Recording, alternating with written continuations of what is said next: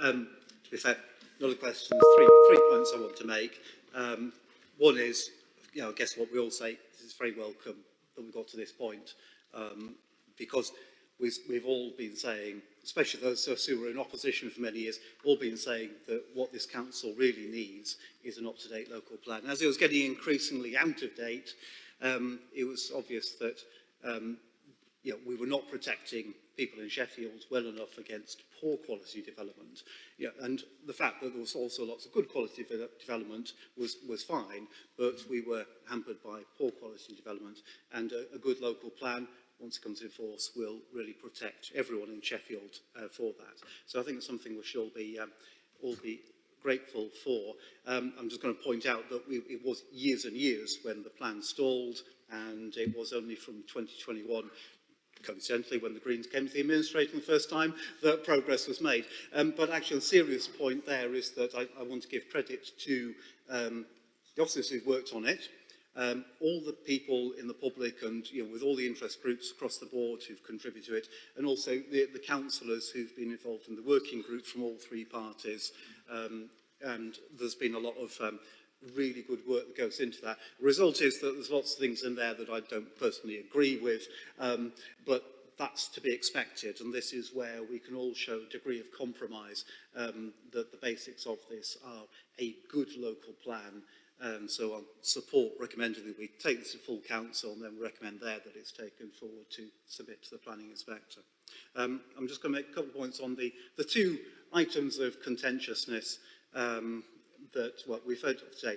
In the issue about providing for gypsies and travellers, I think it's all important for us to recognise that whilst there are legitimate concerns from anyone who might be expecting development on their doorstep, that is the nature of the planning process, and it's not only the local residents who are the only interested people in this issue.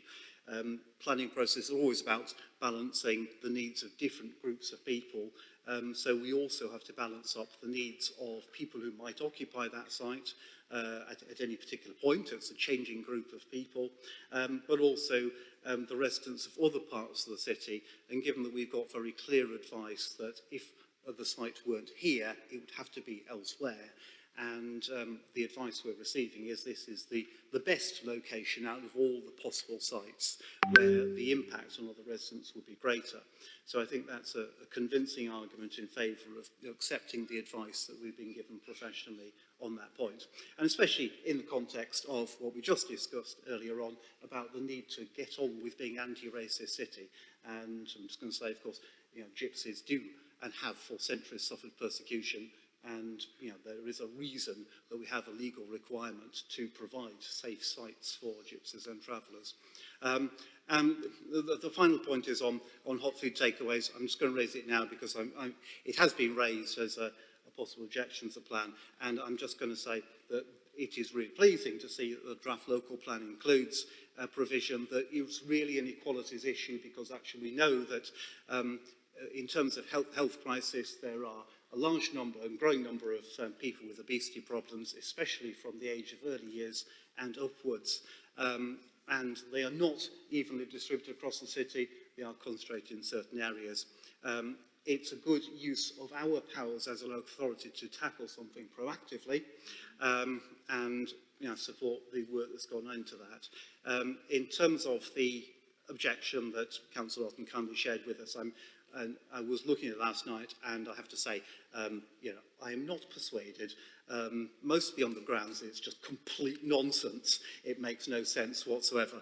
But the short answer are, first of all, I prefer the advice of the Director of Public Health and his team and the field of public health professionals against him to Councillor Otten.